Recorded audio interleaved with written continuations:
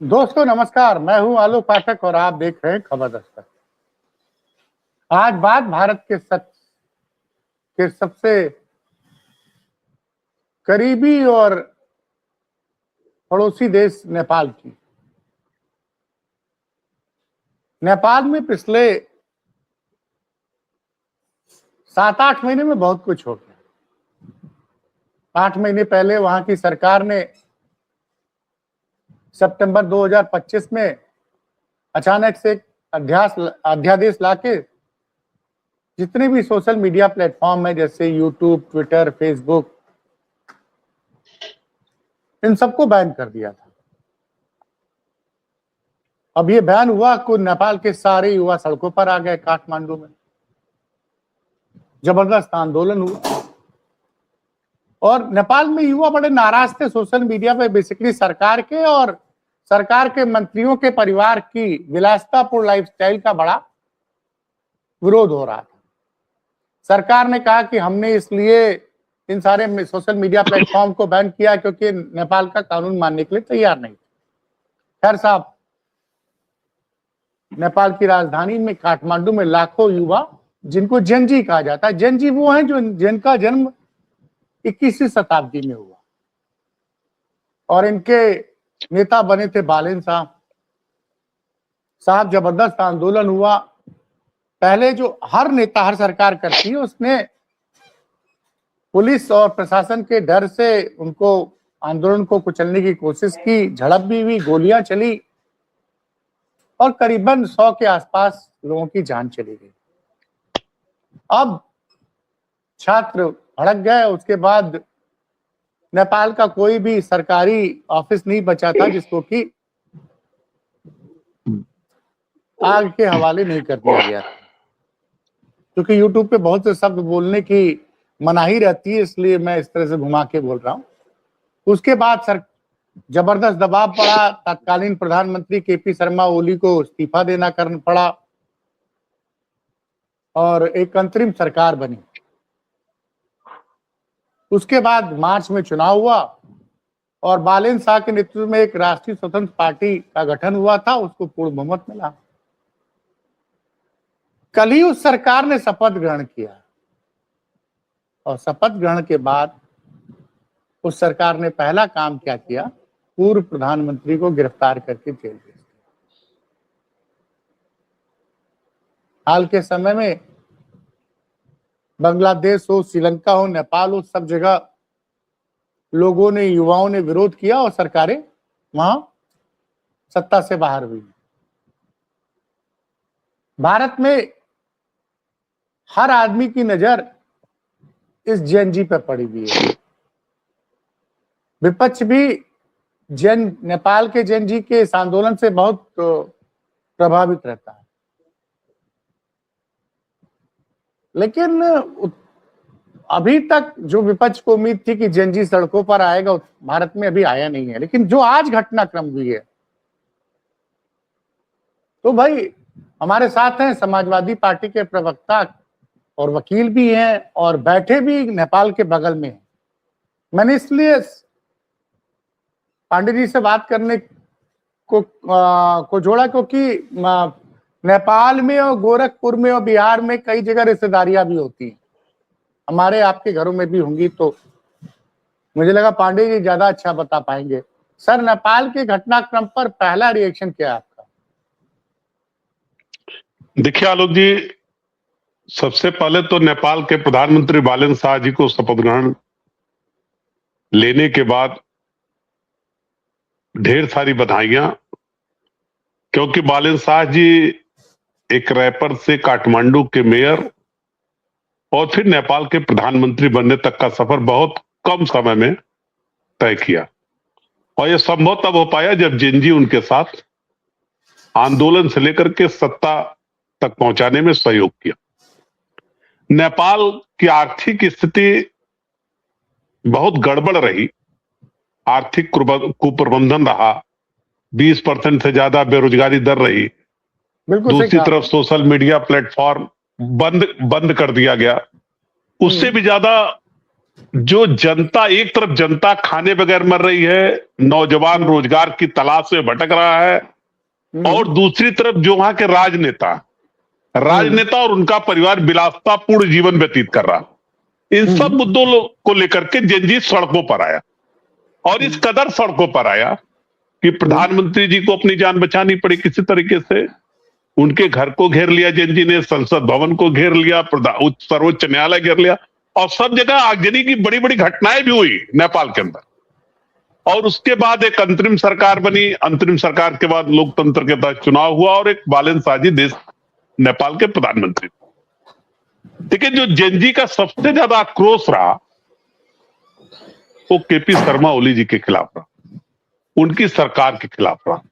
उन्होंने ही social media platform पे ban लगाया, उनके सरकार में बेरोजगारी बढ़ती बढ़ते 20% तक चली गई, और जो आर्थिक कुप्रबंधन रहा, जो आम जनता तक सुविधाएं पहुंचनी चाहिए थी जो नहीं पहुंच पाया, उसका जो आक्रोश रहा, हमें लगता है बालेन शाह जी का कमिटमेंट रहा होगा जेनजी के लोगों से कि हम सत्ता में आएंगे तो जो भ्रष्टाचारी लोग हैं, जो कुप्रबंधन, आर्थिक कुप्रबंधन करने वाले लोग हैं, जो अपने ऐसो आराम में तो सारा कुछ खर्च किए लेकिन आम जन तक सुविधा नहीं पहुंचा, उनके खिलाफ हम एक्शन लेंगे। हमें लगता है केपी शर्मा ओली की गिरफ्तारी उसी एक्शन का एक परिणाम है, जिसमें उनकी गिरफ्तारी बालेन शाह जी कल प्रधानमंत्री पद की शपथ लेने के बाद पहला एक्शन जो लिया वो उनकी गिरफ्तारी करने का काम किया। लेकिन हमें लगता है आलोक जी कि किसी भी राजनेता की गिरफ्तारी बहुत जल्दबाजी में किसी भी राजनेता को नहीं करनी चाहिए। ऐसा क्यों कर रहे हैं? उसके खिलाफ एविडेंस नहीं, मैं इसलिए कह रहा हूं इस बात को, जैसे उनके खिलाफ एविडेंस कलेक्ट होने चाहिए थे, भ्रष्टाचार के एविडेंस होने चाहिए थे, और जो भी गलतियां या भ्रष्टाचार उनके सरकार में उसका सब कलेक्शन किए होते, एविडेंस लिए होते, और उसके बाद गिरफ्तारी किए होते तो शायद और बेहतर परिणाम मिलता उनको। लेकिन हमें लगता है कुछ जल्दबाजी में नेपाल के प्रधानमंत्री जी ने पूर्व प्रधानमंत्री की गिरफ्तारी कर लिया, ये मेरा मानना हो सकता है। मीडिया हेडलाइंस मेरा मानना, हमें लगता है कि जेनजी को संतुष्ट करने के लिए, मीडिया हेडलाइन के लिए, चर्चा में बने रहने के लिए, और फर्स्ट इंप्रेशन, लास्ट इंप्रेशन बनाए रखने के लिए इस तरीके की कार्रवाई हमें लगता है कि जल्दबाजी में लिया गया फैसला हो सकता, साबित हो सकता है भविष्य में। लेकिन एक बात है कि जो बांग्लादेश की पूर्व राष्ट्रपति थी, जब वहां हालात खराब हुए तो उन्होंने भारत में शरण ले ली, लेकिन ओली साहब नेपाल छोड़ के नहीं भागे। तो मुझे लगता है आपकी बात में ये बात सही है कि पूरे तथ्य इकट्ठा करने चाहिए, तो उसके बाद जो है कार्रवाई होनी। देखिए, शेख हसीना जी तो भारत में शरण ले ली नेपाल में जब घटना घटी। हमारे बगल के देश में श्रीलंका में भी, बांग्लादेश में, उसके बाद श्रीलंका में भी इस तरीके की घटना घटी, तो श्रीलंका में भी ऐसी स्थिति आई कि वहां भी एक बड़ा आंदोलन हुआ, सत्ता परिवर्तन हुआ, लोगों को इस्तीफा देना पड़ा, किसी तरीके से प्रधानमंत्री राष्ट्रपति अपनी जान बचा पाए। तो नेपाल में केपी शर्मा ओली साहब भागे नहीं, इसका मतलब है कि वो भी लोकतंत्र का सम्मान कर रहे हैं, जनता के फैसले का सम्मान कर रहे हैं। और हमें लगता है बालेन शाह जी मीडिया हेडलाइन में बने रहने के बजाय, हमें लगता है आलोक जी उनको पूरे तथ्य कलेक्ट करने चाहिए थे, फिर गिरफ्तारी सुनिश्चित करनी चाहिए थी। ये तो लग रहा ना कि पहले से तय है कि हम प्रधानमंत्री पद की शपथ लेंगे, शपथ ग्रहण के बाद जो पहला आदेश होगा वो केपी शर्मा ओली की गिरफ्तारी का आदेश जारी करेंगे। अगर पहला आदेश बालेन शाह जी, वो जो 20% से ज्यादा बेरोजगारी दर है नेपाल के, उसके लिए कोई आदेश करते तो शायद जेनजी को ज्यादा फायदा होता। जो जेनजी सड़कों पे रहा, जो जेनजी आर्थिक कुप्रबंधन का शिकार रहा, जो जेनजी इतना बड़ा आंदोलन किया, जिनके खिलाफ मुकदमे हुए, उनके मुकदमे वापस होते, उनके खिलाफ बेरोजगारी दूर करने का कोई रोड मैप तैयार होता, तो हमें लगता है ज्यादा बढ़िया रहता। किसी की गिरफ्तारी हो, किसी पॉलिटिकल पार्टी के किसी नेता की गिरफ्तारी हो, चाहे वो भारत में हो, चाहे नेपाल में हो, चाहे किसी भी देश में हो, हमें लगता है गिरफ्तारी से पहले एविडेंस पूरे होने चाहिए। एविडेंस हो, पुलिस या ईडी या सीबीआई या इनकम टैक्स, जो भी नेपाल की व्यवस्था हो, अपना जांच करते, जांच के बाद गिरफ्तारी करते पूरे एविडेंस के साथ, तो हमें लगता है कि उसके परिणाम जो आते हैं वो बेहतर आते हैं। अच्छा, एक बात है इस मामले में, मैं देखता हूं कि तमाम यूपी के युवा भी तमाम पेपर लीक हुए तो सड़कों पे आए। जैसे मुझे लोकसभा चुनाव के पहले नहीं भूलता, 17-18 फरवरी 2024 को पुलिस भर्ती परीक्षा हुई और उसका पेपर लीक हो गया था और मैंने खुद अपनी आंखों से देखा था कि 17-18 फरवरी के बाद 18 फरवरी की शाम से इको गार्डन पे बड़ी संख्या में छात्र छात्राएं इकट्ठा हो गए, क्योंकि एक तो 6 साल बाद भर्ती आई थी।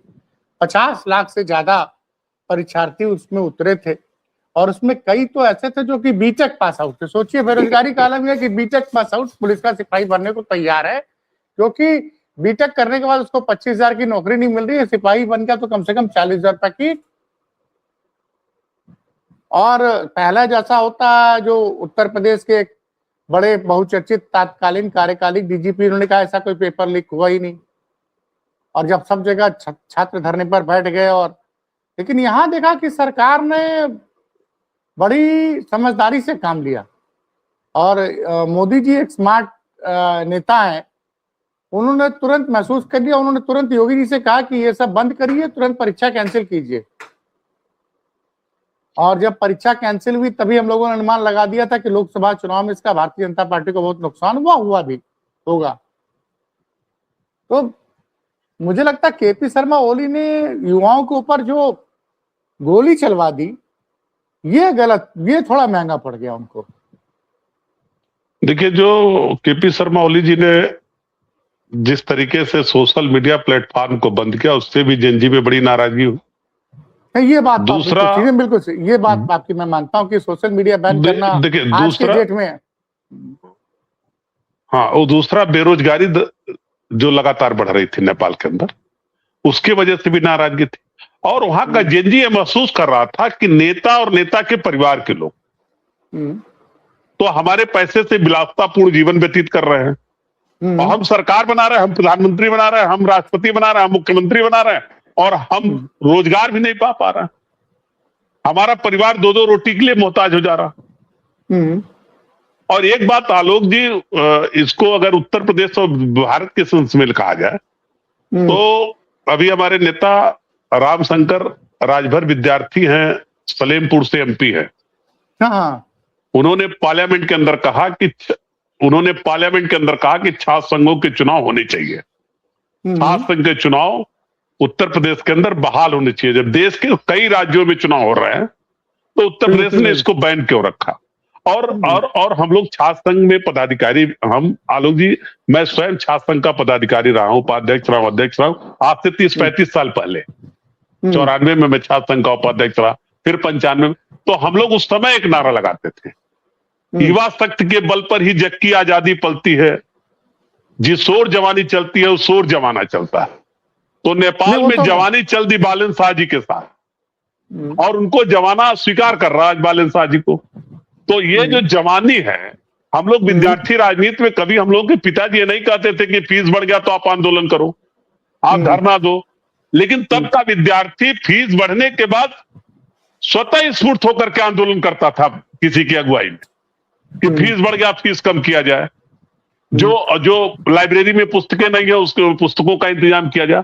आज का नौजवान ये कहने में मुझको कोई गुरेज नहीं, छात्र संघों पे ताला लगने के बाद जेनजी जो है हमारा है, जेनजी अपने अधिकारों के लिए भी लड़ना नहीं चाहता। जेनजी अपने अधिकारों के लिए, अब आज जिस तरीके से कास्टिज्म, जाति में धर्म के नाम पे लोगों को बांटा जा रहा, जिस तरीके से लोगों में भेदभाव हो रहा है, उसका परिणाम यह है कि अगर सरकारी नौकरी मिलेगी तो 100 नौकरी निकलेगी तो किसी को तो मिलेगा, पिछड़े को मिलेगा, दलित को मिलेगा, सवर्ण को मिलेगा, और नहीं निकलने तो किसी को नहीं मिलेगा।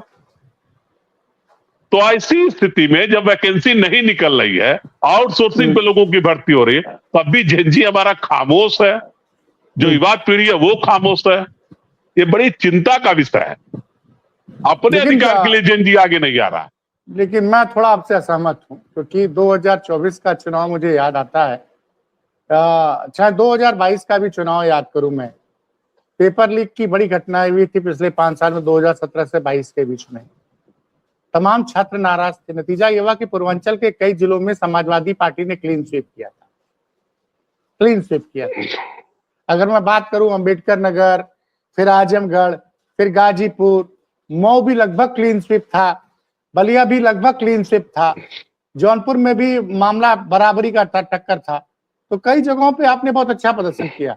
और 2024 में जब आरक्षण को लेके एक युवाओं के मन में डर बैठ गया और पुलिस भर्ती परीक्षा का जब पेपर लीक हुआ था, जिस तरह से छात्र नाराज हुए थे, उसका भी असर दिखा हम लोगों को। तो आप ये कैसे कह सकते हैं कि युवा जागरूक नहीं है? पेपर लीक तो लगातार होते रहे। नहीं, लेकिन आपको पुलिस भर्ती परीक्षा एक चीज आलोक जी जो बात मैं कहना चाह रहा हूं, मेरा युवाओं से केवल ये कहना था कि मोदी जी 2014 में देश के प्रधानमंत्री बने और हर साल 2 करोड़ नौजवानों को रोजगार देने की बात कहते हैं।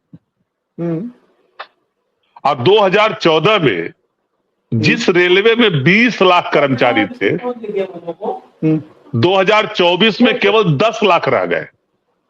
10 लाख पद वैकेंट हुए रेलवे में, लेकिन उस पर भर्ती नहीं हुई। तो वो जो सरकारी पद सरेंडर हो रहा है, उसके लिए कौन लड़ेगा? उसके लिए तो जेनजी को आगे आना पड़ेगा। आप एक नई जानकारी दे रहे हैं। मैं बता रहा हूं आपको, आप इसको सर्च पांडे जी, इसको बड़ी जानकारी दे रहे हैं कि 20 लाख रेलवे। मैं बता रहा हूं, मेरे हिसाब से 15-16 लाख बता रहा हूं। 2014 में लगभग 19.5 लाख के लमसम कर्मचारी रेलवे में थे पूरे भारत के अंदर। वो घट करके 10-10.5 लाख हो गए। वो सारे पद सरेंडर हो गए। आउटसोर्सिंग वाले तो होंगे, ऐसा तो होगा नहीं कि रेलवे मतलब आउटसोर्सिंग। देखिए, उसमें आउटसोर्सिंग क्या है, उसमें सफाई का काम टेंडर से कराते हैं, ठेकेदार के थ्रू होता है। सब ठेकेदार के आदमी हैं। जो कैंटीन चल रहा है वो ठेकेदार के थ्रू चल रहा है। मैं कर्मचारियों की बात कर रहा हूं। आप कर्मचारियों पे एक बार सर्च करिए इसको। ये बड़ा कहने का मतलब कि सरकार रेगुलर नौकरी के मौके कम कर रही है, खत्म कर रही है। और उत्तर प्रदेश के अंदर सभी सरकारी डिपार्टमेंट्स में जो सरकारी पद रिक्त हो रहा है, उसमें आउटसोर्सिंग से भर्ती हो रही है। मैं कह रहा हूं, सरकारी पदों पे सरकारी भर्तियां क्यों नहीं हो रही? लेकिन एक बात ये भी सच है कि आपकी भी सरकार रही, 2 बार रही, 2004 से 2007 तक, फिर 2012 से लेकर 2017 तक। तब भी तो आउटसोर्सिंग की व्यवस्था तो आपकी सरकार में भी रही, बसपा में भी रही। आप अकेले भाजपा को क्यों दोषी बना रहे हैं? नहीं, हम दोषी नहीं बना रहे हैं। हमारी सरकार में संविदा पे भर्ती होता था। तो संविदा भी तो जिस तरीके, देखिए, संविदा पे भी लोग हैं जो बाद में रेगुलर हो रहे हैं तमाम लोग, लेकिन जो आउटसोर्स पे भर्ती हो रही है, ठेकेदार के थ्रू भर्ती हो रही है, किसी व्यक्ति का कोई क्लेम नहीं बनने वाला है। हम ठेकेदार के आदमी हो गए, नौकरी कर रहे हैं, हमको ठेकेदार वेतन दे रहा है, विभाग से मेरा कोई लेना देना नहीं।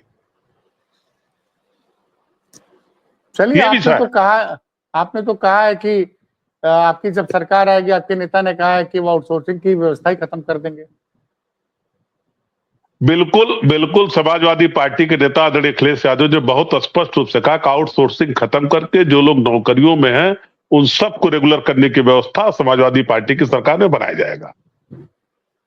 अच्छा, एक चीज और थी, चूंकि आप गोरखपुर में, एक सवाल यह है कि नई सरकार आने के बाद भारत और नेपाल के संबंध बीच में थोड़े उतने मधुर नहीं रह गए थे। लगभग स्थिति ये हो गई कि इस वक्त किसी भी विदेशी के साथ अच्छा संबंध आपका नहीं है। एक जमाने में नेपाल और भारत के बीच में सबसे मतलब सौहार्दपूर्ण व्यवहार हुआ करता था। अब ना बांग्लादेश के साथ रिश्ते खराब है, पाकिस्तान से तो सवाल ही नहीं उठता है, श्रीलंका से भी। तो चारों तरफ से तो क्या नेपाल से नई सरकार आने के बाद संबंध सामान्य होंगे कि तनाव बरकरार रहेगा? देखिए, नेपाल मित्र राष्ट्र है हम लोगों का, नहीं, और हमें भरोसा है। पड़ोस में हमारे नेपाल है, गोरखपुर से सटा हुआ नेपाल है। हम उम्मीद करेंगे कि नेपाल से रिश्ते हमारे अच्छे रहें। नेपाल के हर जरूरत पे भारत सरकार और हम लोगों की सरकार है उत्तर प्रदेश में, तो उत्तर प्रदेश की सरकार उनकी मदद में हमेशा खड़ी रही है। तो हम चाहते हैं रिश्ते अच्छे हों, और आपके माध्यम से भारत की सरकार से भी अनुरोध करेंगे कि विदेश नीति को दुरुस्त करिए। विदेश नीति दुरुस्त होगा तो बांग्लादेश से भी रिश्ते ठीक होंगे और पड़ोसी बांग्लादेश से भी रिश्ते ठीक हो जाएंगे, श्रीलंका से भी रिश्ते ठीक रहेंगे, नेपाल से भी रिश्ते ठीक होंगे, पाकिस्तान से रिश्ता ठीक होना नहीं है। और जो विदेश नीति अगर हमारा बेहतर होता तो आज ईरान से भी रिश्ते ठीक होते और रसिया से भी रिश्ते ठीक होते। और किसी भी व्यक्ति सरकार में जाता है तो अपना और गैर की पहचान उसको बेहतर तरीके से करना चाहिए कि जो मित्र है उसको बचा के रखिए। ऐसे लोगों पे भरोसा मत करिए जो कभी आपके मित्र नहीं रहे इतिहास में। नहीं, तो वर्तमान की सरकार ऐसे लोगों पे भरोसा करे। ये तो पिछले 25 दिन के युद्ध में पता चल गया कि भारत सरकार की जो विदेश नीति है वो सफल नहीं है ईरान के मामले में। आप देखिए इतनी परेशानी भारत को उठानी पड़ रही है क्योंकि भारत अपने ऊर्जा स्रोतों के लिए सबसे ज्यादा निर्भर है पेट्रोल, गैस और एलपीजी पे। अभी तो मैं सुन में रहा कि एक नया राग अलापा जा रहा है कि अब इथेनॉल का इस्तेमाल किया जाएगा केरोसिन की जगह। मतलब एक से एक नई स्टोरी आई रही है। इथेनॉल मिला, पेट्रोल तो दिया ही जा रहा था। अब आप हो रहा है कि इथोलिन गैस जो होती है उससे गैस पेट्रोल वो स्टोव ज्यादा अच्छा जलता है। मतलब अब एक नई कहानी बताई जा रही है। देखिए मोदी जी कहानी बताने में एक्सपर्ट और उनके राग में राग मिलाने का काम देश की बड़ी बड़ी मीडिया नहीं, मतलब देश की बड़ी बड़ी मीडिया हाउस उनके राग में राग मिलाने के लिए जानी जाती है। और मीडिया देश के लोकतंत्र का चौथा स्तंभ है जो बड़ी मीडिया हाउस है। अगर वो भी अपनी जिम्मेदारी निभा लेते तो सत्ता परिवर्तन भी हो जाता और जेनजी को सड़कों पाने की जरूरत ही नहीं पड़ती। हमें लगता है ये मीडिया हाउस भी जिस तरीके से सरकार के साथ राग में राग मिला रहे हैं इससे भी इस देश का बड़ा नुकसान हो रहा। और विदेश नीति अगर सफल होती तो आज भारत परेशान न होता। बिल्कुल सही, मैं भी मोदी सरकार की विदेश नीति पूरी तरह सफल है। ईरान हमारा दोस्त है, ईरान हमारा दोस्त रहा है, लगातार हमको पेट्रोल, डीजल, क्रूड ऑयल और गैस देता रहा है। उसका पैसा भारत के बैंकों में जमा है, यूको बैंक में 50 से 60 हजार करोड़ रुपया। और वो लगातार हमको ट्रांसपोर्टेशन, इंश्योरेंस के साथ क्रूड ऑयल देता रहा है। हम उससे अपना रिश्ता नहीं बचा पा रहे हैं। हम रसिया से अपना रिश्ता, अब अमेरिका तय कर रहा है, सुपर पावर जो अपने को कहता वो तय कर रहा है कि भारत किससे क्रूड ऑयल खरीदेगा, किससे नहीं खरीदेगा। और भारत की सरकार उसको स्वीकार कर रही है। तो ये विदेश में तो पूरी तरह हमारे सरकार की फेल्योर है, पूरी तरह फेल्योर है। ना देश संभाल पा रहे हैं ना विदेश संभाल पा रहे हैं। अंत में बस एक शब्द, दोनों फेल है। एक छोटा सा जवाब आपसे चाहिए कि नेपाल में जो हुआ है वहां की जनता ने वहां की पुरानी की सरकार को उखाड़ फेंका है, तो इसका कुछ असर आपको आने वाले विधानसभा चुनाव में दिखता है? देखिए नौजवान पूरी तरह तैयार है और नौजवान युवा आगे बढ़ करके हमारे नेता आदरणीय अखिलेश यादव जी के साथ, आप देखिए जिस जगह जा रहे हैं, जहां जा रहे हैं वहां उनको बड़ी ताकत के साथ युवा और नौजवान उनका स्वागत कर रहे हैं, उनके साथ खड़े हैं। और हमें पूरा भरोसा है कि 2027 के चुनाव में एक बड़ा परिवर्तन उत्तर प्रदेश के अंदर दिखेगा और ये जो सरकार भारतीय जनता पार्टी की चली इसकी विदाई होगी, क्योंकि उसका संकेत 2024 में मिला है। 2024 में हाफ और 2027 में पूरी तरह साफ हो जाएगी भारतीय जनता पार्टी। चलिए सर, आपने बड़ी बात कही और धन्यवाद।